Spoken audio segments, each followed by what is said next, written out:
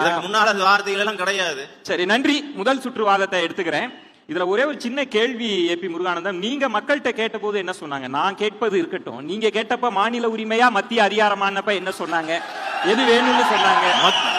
மக்கள் ஒரே ஒரு விஷயத்தை தான் விரும்புகின்றார்கள். மத்தியிலும் பாரதிய ஜனதா கட்சி ஆட்சி, தமிழகத்திலும் பாரதிய ஜனதா கட்சி ஆட்சி வர வேண்டும். பேசலாம். ஒரு டபுள் இன்ஜின், அதுக்கு தான் சொல்றோம், அது டபுள் இன்ஜின் அரசாங்கமாக இருக்க வேண்டும். சரி, நீங்க வந்து மாண்புமிகு உதயநிதி அவர்கள் பேசுகின்ற பொழுது சரி கேட்டு பெறக்கூடிய ஒரு கேட்டு பெறக்கூடிய விஷயங்கள், நீங்க பாதிப்பான வார்த்தைகளை பேசக்கூடாது. அமைச்சர் உதயநிதி அவர்கள் சொல்லுங்க, யார் அப்பம் வீட்டு காசுங்கிறார், இந்த வார்த்தைகளை நம்ம பயன்படுத்தலாம். மக்கள் தான் பாதிக்கப்படுவாங்க. முதல் சுற்று மக்கள் தான் பாதிக்கப்படுவாங்க.